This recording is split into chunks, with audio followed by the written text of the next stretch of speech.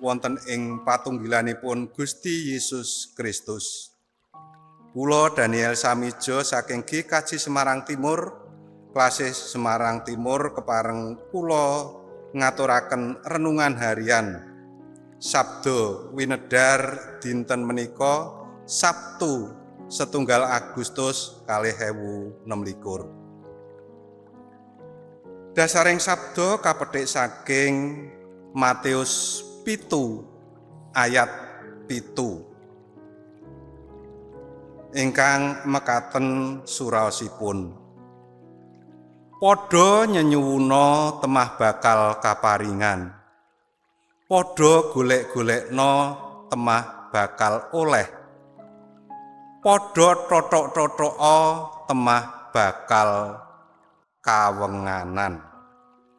Sabda winedar menika kanthi irah-irahan Gusti migatosaken pambudidaya kita. Menawi kita ngrembak babakan pertanian, among tani menika badhe nampi kasil jumbuh kalian ingkang dipun tanem. Winih pari badhe ngasilaken pari, winih jagung ugi badhe ngasilaken jagung. Winih ingkang dipun tanem mesti badhe ngasilaken tanduran ingkang sae menawi kita tansah ngrimati tanduran menika kanthi sae ugi. Mekaten ugi babakan tumindaking manungsa. Menapa ingkang badhe kita petik menika gumantung kalian menapa ingkang kita upadi. Gusti Yesus nalika memucal bab pandonga ugi ngagem lambang ingkang gampil dipun wawas tumrap tiyang kathah.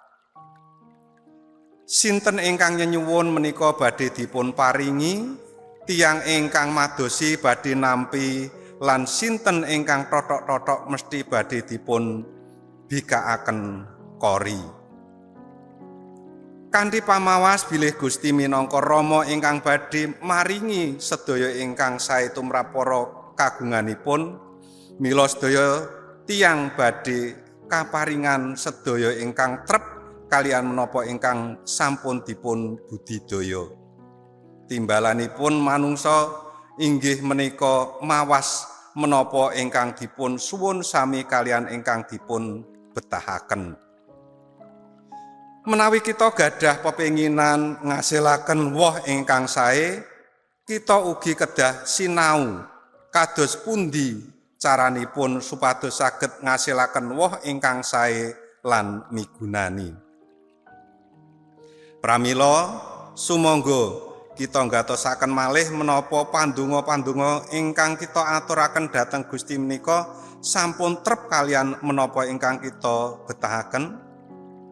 Menapa kita sampun budidaya utawi ngupadi kanthi cara ingkang sae?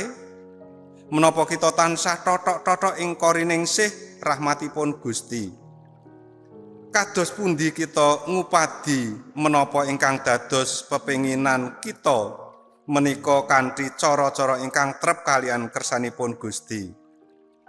Kanthi pitados bilih pambudidaya kita wonten ing Gusti menika boten badhe muspra.